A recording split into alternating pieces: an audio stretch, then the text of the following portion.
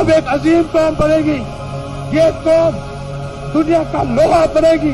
कबूल है आपको, इस कौम को दुनिया का लोहा बना के करेगी। लेकिन उस अजीम कौम की सूरत हाल अनफॉर्चुनेटली आज ये हो चुकी है कि उसका हरा पासपोर्ट दुनिया का चौथा बदतरीन पासपोर्ट डिक्लेयर किया गया। ये थप्पड़ है हमारे गांठों के, अड़े मुंह तीन तीन मरले दे। The fourth worst passport in the world. और जो मुल्क जो कि जिनसे हम आगे हैं, जिनसे हम बेहतर हैं, उसमें अफगानिस्तान, इराक और सीरिया आता है। और पूरी दुनिया में ये होता है यार, 76 साल हो गए हमको चपड़कन आती हैं। पाकिस्तान की हुकूमत इतनी अपाहज हो चुकी है, इतनी माजूर हो चुकी है। फ्रैंकली स्पीकिंग, हमें कितना ही बुरा लगे, रियलिटी तो यही नहीं है कि नरेंद्र मोदी जिसने इतना बड़ा काम किया है वो इस काम पे तो रिवर्स गियर नहीं लगाएगा, क्योंकि उसको इसका डोमेस्टिकली सियासी नुकसान होगा। तो फिर तो प्रैक्टिकली स्पीकिंग बड़ा एक डेडलॉक नहीं आ गया, उसने ये काम रिवर्स करना नहीं है और उसके बगैर हमने आगे बढ़ना नहीं। कौम की इज्जत, अपने कौम की गैरत जो बची कुची है पतीले की खुरचन जैसी, उसको गिरवी रख के अमेरिका के पैरों में जाके गिर के गिड़गिड़ाना है, तुम वो भी कर लो। कि दुनिया मोदी को वेलकम कर रही है, अरब वर्ल्ड वेलकम कर रही है। ये सिर्फ और सिर्फ इकोनॉमिक टाइज है। क्या वजह है कि पाकिस्तान का पासपोर्ट दुनिया का बदतरीन पासपोर्ट की लिस्ट में टॉप 5 में आता है? अब अगर मोदी के पास कुछ नहीं तो 3 करोड़ रुपए के अहसासों वाला मोदी हमारा मुकाबला कर सकता है। वो ठीक है, उसने 5वीं बड़ी ताकत इकोनॉमी के हवाले से बना दिया मुल्क को। पर कैपिटल इनकम $5,000 से बढ़ के 7,000 हो गई मोदी के दौर में। लेकिन हमारे चर्ब जबान मुचर्रब चर्बी ज़दा, ये टेडर, ये गाटे अब नहीं भेज रहे पाकिस्तानी, अब नहीं कर रही है, क्योंकि उनको पता है कि दिल्ली की कुर्सी पे इनका बाप बैठा है और इनका बाप इनको माफ नहीं करेगा। वो घसीटेगा ज्यादा, मरेगा कम। पाकिस्तान जो है वो दोस्त ममालिक के पास जाता है कि आके यहाँ पे इन्वेस्टमेंट करें, क्योंकि समझता है हमारे इनसे अच्छे ताल्लुकात हैं। लेकिन दोस्त ममालिक जब उठते हैं और डॉलर लेते हैं, अपने रियाल लेते हैं, पाउंड लेते हैं, तो वो जाके भारत में बैठ जाते हैं और वहां पे जाके इन्वेस्टमेंट कर लेते हैं। और ये वो मुल्क है जिसकी अजमत के दावे करते हुए हम थकते नहीं थे। अनफॉर्चुनेटली इस मुल्क का हशर ये कर दिया है कि आज इसको छोड़ने के अलावा यहाँ के नौजवान के पास कोई चारा नहीं है। जय हिंद दोस्तों, द इंडियन न्यूज में आपका स्वागत है। यह तो हम सभी जानते हैं कि पाकिस्तानी की इकोनॉमी की हालत बद से बदतर स्थिति में है। आटे के लिए लोगों में मारामारी की नौबत है। आइए आज पाकिस्तान के पासपोर्ट के बारे में भी जान लेते हैं। हाल ही में लंदन की फर्म हैनले एंड पासपोर्ट द्वारा विश्व के सबसे पावरफुल पासपोर्ट की रैंकिंग जारी की गई थी, जिसमें पाकिस्तान का चौथा बदतरीन स्थिति था, जिसका जिक्र करते हुए पाक मीडिया पर इस खराब स्थिति के लिए पाकिस्तान के शहबाज सरकार पर झल्ला पड़ी है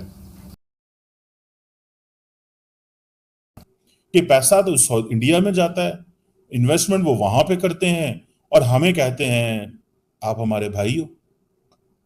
ये जो सऊदी अरब और इंडिया के जो ताल्लुकात हैं, इसमें सऊदीज को, ये जो यंग जनरेशन है सऊदीज की एंड अरब ममालिक की, ये समझ चुके हैं पाकिस्तान को कि ये एलीट आती है, आके अपने लिए पैसे ले जाती है, कुछ साल गुजारती है। अब अंदाजा लगाओ, दुनिया की सबसे बड़ी डेमोक्रेसी का वजीर आजम, कैरियर क्या है? चाय बेचने वाला।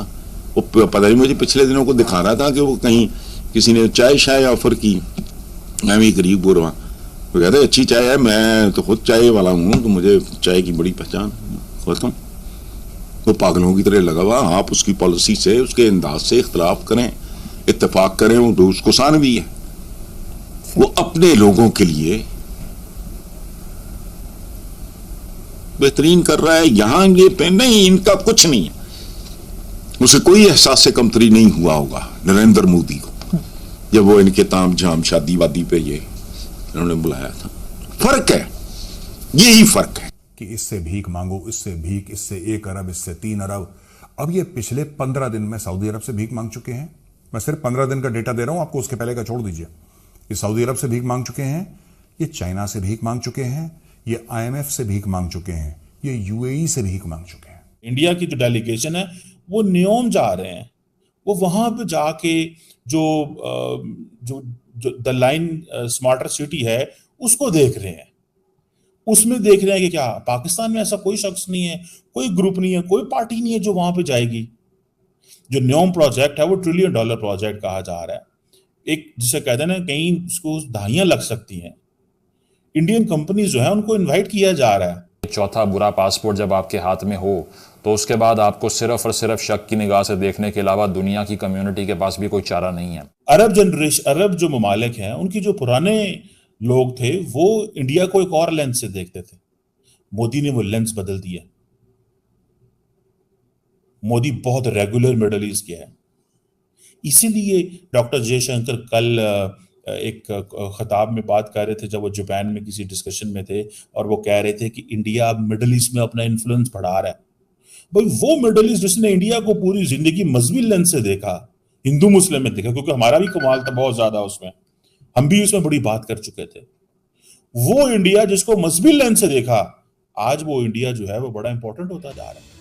आपको बता दें कि पाक मीडिया पाकिस्तान की इस खराब हालत के लिए अपने सियासतदानों को जिम्मेदार ठहरा रही है। पाक मीडिया ने कहा कि हमें भारत से सीखना चाहिए। आज भारत के पीएम नरेंद्र मोदी के पास अपना कोई घर नहीं है, न कोई गाड़ी है। वह एक ईमानदार नेता है। उन्होंने भारत को 5वीं सबसे बड़ी इकोनॉमी बना दी है। वहीं हम भूखों मर रहे हैं, दर दर से भीख मांग रहे हैं। हमारे दोस्त मुल्क भी हमें भीख देने से कतरा रहे हैं। देश बहुत नाजुक दौर से गुजर रहा है और हमारे नेता अपनी जेबें भरने में लगे हैं। आज के लिए बस इतना ही। वीडियो कैसा लगा हमें कमेंट कर जरूर बताएं। चैनल पर नए हैं तो लाइक, सब्सक्राइब और शेयर करना न भूलें।